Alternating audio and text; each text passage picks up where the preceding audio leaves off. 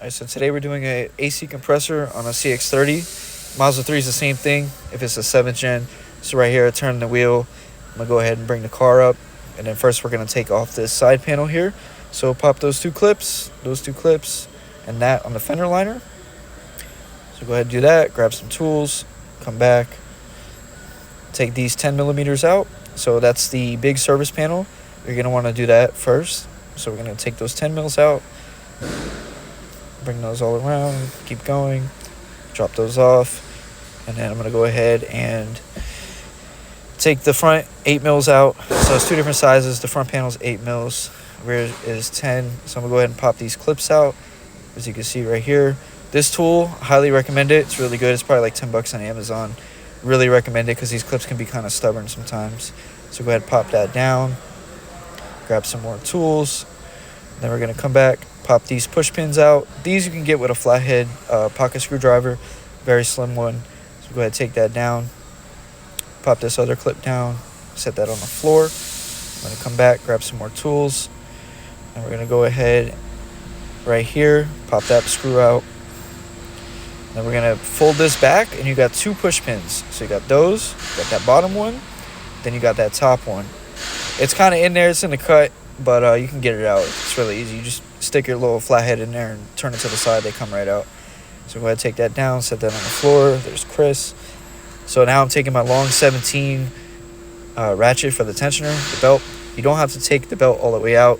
You just move it to the side. Makes it way easier. So right now I'm disconnecting all the connectors.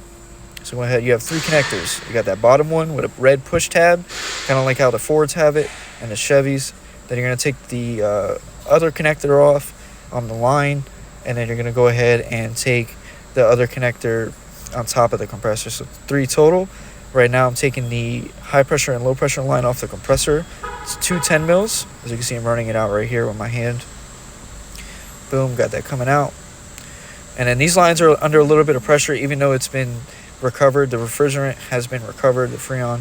So there's always going to be a little bit of pressure in there. The AC machine doesn't really get it all out. But once you have 0, on the high pressure and the low pressure, good to take it out. Right now I'm taking the 12 millimeter bolts out. So you have 2 longer ones and 2 shorter ones. So I break them by hand first, and then I'm going to run them out with the electric ratchet. So we'll go ahead and do that right now. So boom, run them all out, cut a little time. Remember, we're flat right here, so we got to beat the time. Let's go ahead and run those out there. Now the compressor is ready to come out. Just go ahead and take that, grab that motherfucker, and then just pull it out right there. Boom, easy as hell. So I'm going to go ahead, unbox the new one from Mazda. Highly recommend the OEM compressor. The aftermarket ones, we don't really have a lot of good luck with them. OEM or nothing, especially with my cars. I don't run a lot of aftermarket parts. I try to go for OEM. So that's just my preference, my years of experience. That's just me. You can do your own thing. You want to save some money, go OEM or aftermarket, go for it. So I'm going to go ahead and slide that back in. There's 2 dowel pins, so you're going to want to make sure the dowel pins line up. You'll know because it'll sit flush on the engine block. So I'm going to go ahead and put the shorter bolts on the bottom. Boom. Run them in by hand. A couple threads. Top ones, boom. Run them in, turn them a couple threads so you don't strip them out. So I'm going to go ahead right here. Again, take the electric ratchet, run them in snug. Boom. Not going to go crazy. So I'm going to go ahead and run those in. Top ones as well. So I got that in there. And then I'm going to do it by hand, tighten it down. I know a lot of people want to probably do it by torque spec. I am the torque wrench. I've been doing this long enough. I kind of know how tight it should be. So I don't really care. That's just me. I've been successful with it. I don't really believe in the torquing unless you're doing like an engine, whatever. So right now I'm going to put the lines back in. When you put the lines back in, you can't really see it in the video, but I take AC compressor dye and I'm going to rub the seals and make sure they're moist. You don't want to put a dry seal on anything with AC. So go ahead and run those 10 mils by hand. I run them down by hand. I don't know why. It's something I've always done. Just to make sure the line sits flush on the compressor. And then we're going to run this other one in down by hand. And then I'm going to go ahead and take the ratchet with the 10 mil. And then we're going to go ahead and snug them down. You don't want to go crazy.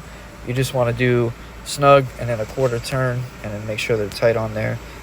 You don't want to strip them out. These are very, very, very easy to strip out. So we'll go ahead, start reconnecting the 3 connectors.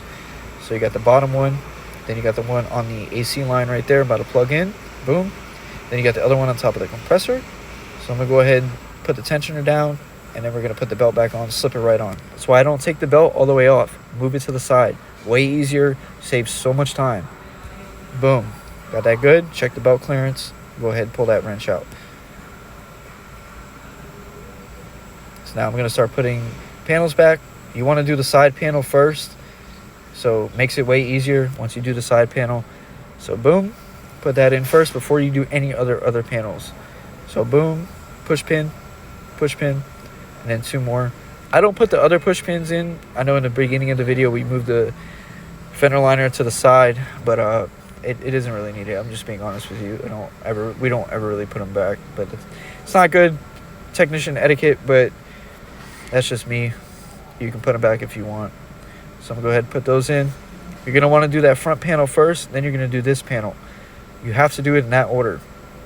It'll be a really tough time to do that. So I'm gonna go ahead and put these 2 10 mils in, hand tight.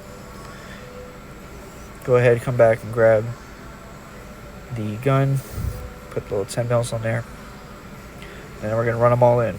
So all the 10 mils in, boom. Once you have all these in, you don't really need the other push pins. This will hold it just fine. There's so many 10 mils, it ain't going anywhere, trust me.